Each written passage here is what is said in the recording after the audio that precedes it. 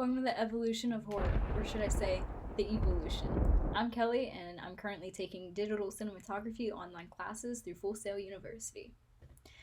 So let's jump right into the start of the industry, which can be traced way back to 1898, The Haunted Castle, directed by George Melis. Although it was never discovered until the mid 70s, the film had animated skeletons, witches, ghosts, etc., to put a thrill twist on it. The next era of horror movies didn't get really noticed until the 1910s. During this era, the directors got most of their motivation and influence from literary classics.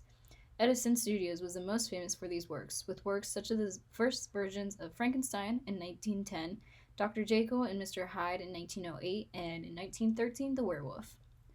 Throughout the 20s and the 30s was the golden age for the horror film industry. It was split with the transitioning of the silent era into the era of the talkies. During the silent era, we have the first movies to really disturb the audience, which was The Cabinet of Dr. Caligari in 1920 and in 1922, The Nosferatu.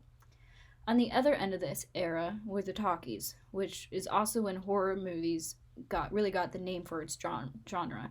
Previously, it was just called the romance melodrama with dark elements, not really even classified as a true genre yet.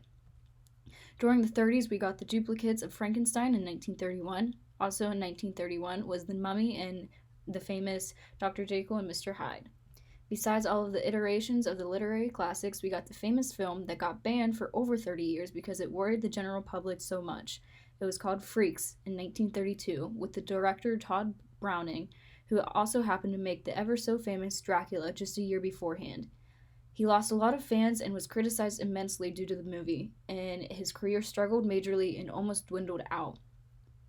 Moving into the next 2 decades were harsh on every genre other than propaganda or action movies, basically.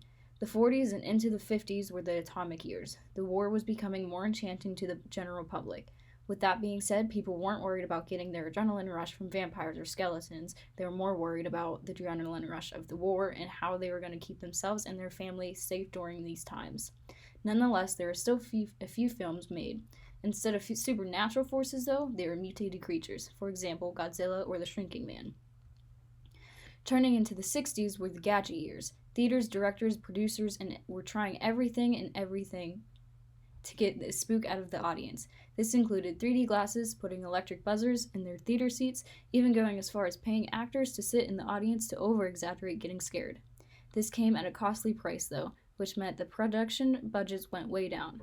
This was also the era that the zombies came to life with the movie Night of the Living Dead, succeeding with a budget of just over $100K.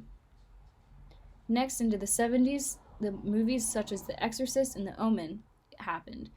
This was also when Stephen King's The King of Horror career began, making hits such as The Carrie, The Shining, etc. The 80s began the slasher era, beginning with the Texas Chainsaw Massacre, following the cult classics, Halloween, Friday the 13th, Nightmare on Elm Street, etc., which they all did so well that the producers started making holiday-themed knockoffs. Into the 1990s began the downfall of the horror industry. This began the computer-generated effects, CGI monsters like Anaconda and Deep Rising, and zombies popped up back again.